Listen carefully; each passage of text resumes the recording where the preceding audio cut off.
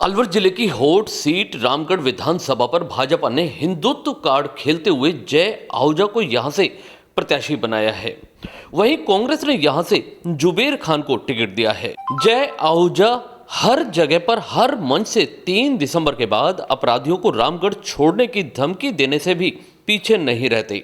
इसी तरह यही अंदाज उनका बाम्बोली गांव में भी नजर आया। आप सभी हमारे आदरणीय बाम्बोली वासियों को हाथ जोड़ के मेरा प्रणाम। पहले वहां जब हम चौक में रुके थे तो 144 मीटर की पगड़ी बांधी आपने अजलावा मोहल्ला में। अब 151 मीटर की पगड़ी रामलीला मंच पे बांधी। उसके अलावा बीच बीच में हमारे कई भाइयों ने, बड़ों ने, बुजुर्गों ने साफा बांध के, माला पहना के खूब सारा भरपूर आशीर्वाद दिया। उस दिए हुए आशीर्वाद के लिए मैं हाथ जोड़ के अपने अंतर आत्मा से आप सबका बहुत बहुत आभार व्यक्त करता हूं। इस विधानसभा क्षेत्र में बाम्बोली सबसे बड़े गांव के रूप में माना जाता है। कस्बों के पास अगर पहला स्थान किसी ग्राम का आता है तो बाम्बोली, गड्डूरा, अलावड़ा, ये गांवों की बहुत बड़ी आबादी है।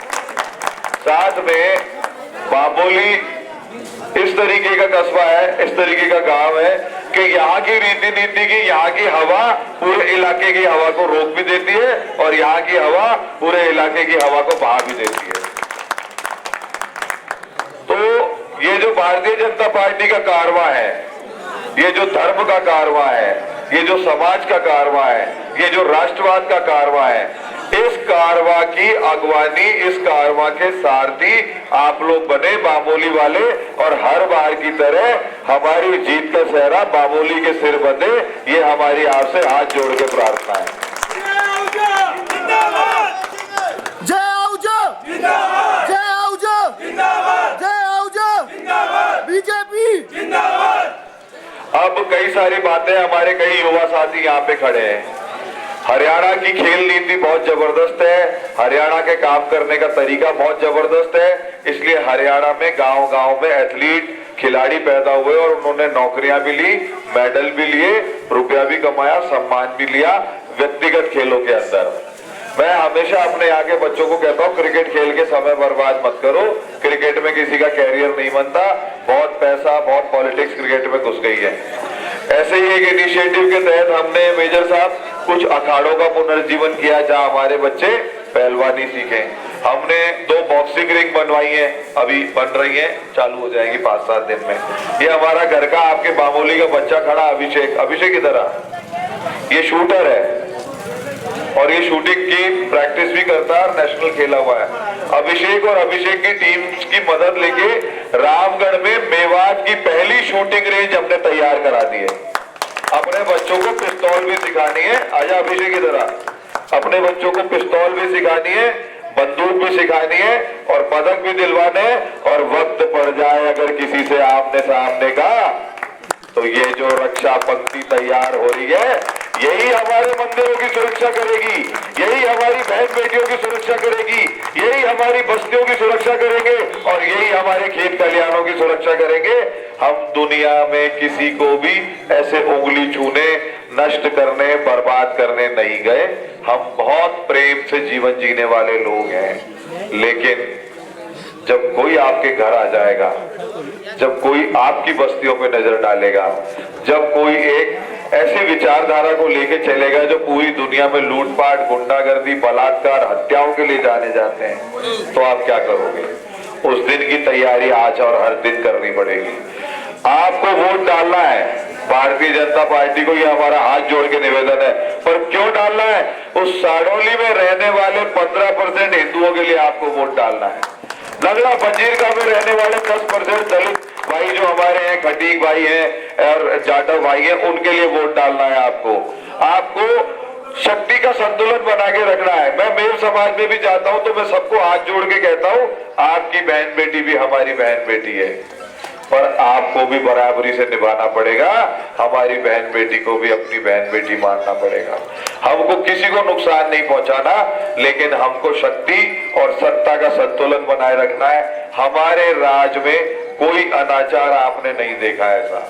लेकिन अभी की बात बताता हूं, गंडूरा में मेजर साहब के गांव से आधा 1 किलोमीटर दूर किशनलाल जाटव ने एक दिन एक लड़के को मेव को कह दिया कि भाई मोटरसाइकिल धीरे चला, बच्चे हैं छोटे छोटे, तू मारेगा क्या इनको। इसी बात पे 5-7 जनों ने उसकी मॉब लिंचिंग कर दी और उस बेचारे गरीब आदमी की हत्या कर दी, गरीब परिवार की। हम गए, मैंने वहां मेव समाज को भी इकट्ठा किया। मैंने बोला अब ये कच्ची झोपड़ी में रहने वाला घर है ना, अगर इसको कुछ हो गया तो हमसे बुरा कोई नहीं होगा। लेकिन पुलिस कैसे काम करती है, पुलिस ने एमएलसी होने से पहले मुलजिम अरेस्ट करके औपचारिकता के लिए थाने में पेश कर दिए और एमएलसी की रिपोर्ट जब तक आई उससे पहले उनकी जमानत हो गई। ये रास्ते होते हैं पुलिस के अपराधियों को संरक्षण देने के।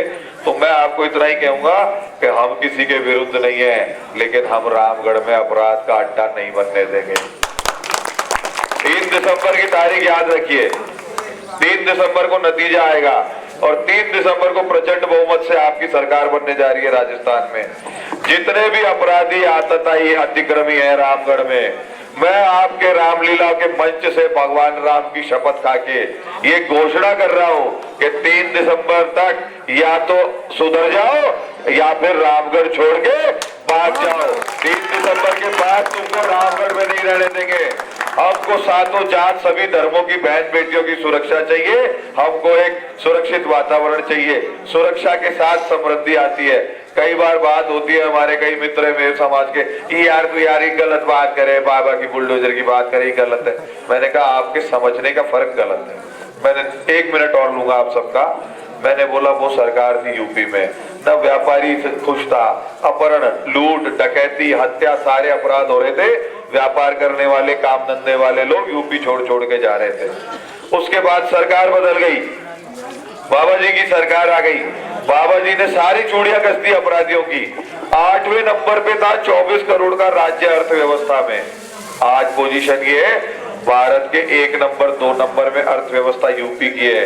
इन्वेस्टमेंट हो रहा है, बहन बेटियां पढ़ रही हैं, समाज खुश है, परिवार खुश है और सातों जात के लोग बहुत आनंद से रह रहे हैं। तो ऐसी, और आप मुस्लिमों के इलाके में मोहल्लों में भी जाएंगे तो वो भी सुरक्षा के वातावरण को लेके आम मुसलमान, आम सिख, आम ईसाई सब सुरक्षित महसूस करता है। तो हमारा इतना ही कहना है आपको कि आने वाले समय में रामगढ़ की सुरक्षा आपके हाथ है। मेजर साहब ने बताया लोग बहकाने आएंगे, लोग झूठ बोलेंगे, लोग मक्कारी करेंगे, पर तुम तो भाई लठ वाला गाँव हो। कोई मक्कार आए ससुरो भाई पटक के तारीख 4-5-10 लठ दियो के समझा दियो कि बाँ बोली कोई की मक्कारी में फसवा वाली ना है और बाँ बोली तो अपना लठ लेके आगे चलेगी और धर्म की जय होगी, अधर्म का नाश होगा। एक और लाइन भगवत गीता जी की आपको सुना देता हूँ, यतो धर्म तथो जय। जहां धर्म है वहां आपका जय है। आप अपने जय को आशीर्वाद दो, विजयी बनाओ और इस विजय रथ का आप मोर्चा संभालो, इसके सारथी आप बनो भगवान कृष्ण की तरह और हर बार की तरह मामूली चुनाव का नेतृत्व करे। यही आशीर्वाद मांग के मैं अपनी बात समाप्त करता हूँ। भारत माता की, भारत माता की, भारत माता की। धन्यवाद। यहाँ मौजूद मेजर धीर नथी सिंह ने भी जय आहूजा के समर्थन में मतदान करने की अपील की। जय हिंद, जय भारत। निश्चित रूप से मैं भारतीय जनता पार्टी का कार्यकर्ता हूँ। भारतीय जनता पार्टी के साथ पिछले 10 वर्षों से काम कर रहा हूँ और निसंकोच पूरी मेहनत कर रहा हूँ, तन मन धन से पार्टी का साथ दे रहा हूँ। 2013 में मैंने टिकट मांगा था, 2018 में मैंने मांगा। पार्टी का भरपूर सहयोग मिला, जनता का सहयोग मिला और सच बताऊँ तो जनता का सहयोग इसलिए भी ज़्यादा मिला क्योंकि मैं भारतीय जनता पार्टी का सिपाही हूँ।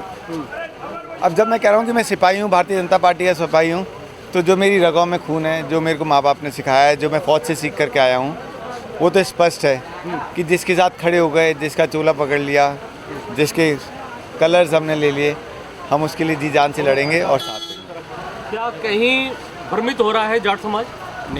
नहीं, देखिए भ्रमित होने का सवाल नहीं उठता है। हर व्यक्ति जो है वो बहुत जागरूक है, हर मतदाता बहुत जागरूक है, पढ़ा लिखा है, इंटरनेट का ज़माना है। अपने अपने लोग बाग विचार जरूर रखते हैं, पर देखना जिस दिन पेटी खुलेगी उस दिन जो आपको लग रहा है कि भ्रम है वो दूर हो जाएगा। निश्चित रूप से जाट समाज ही नहीं, सभी समाज भारतीय जनता पार्टी को वोट देंगे। और एक और बात मैं आपको स्पष्ट कर दूं, रामगढ़ के अंदर कोई जाति विशेष का मामला ही नहीं है। रामगढ़ के अंदर तो धर्म और अधर्म की लड़ाई है। रामगढ़ के अंदर, जैसे मैंने पहले भी सुना है, निश्चित रूप से ये लड़ाई कांग्रेस और बीजेपी की हो जाती है। इसमें धर्म जाति जो है वो गौण शून्य हो जाती है। तीसरे दल तीसरे प्रत्याशी का कोई विशेष इफेक्ट? देखिए, शुरू में जब आदमी को ऐसा करता है तो उसके लिए लोगों के मन में दया का भाव आता है।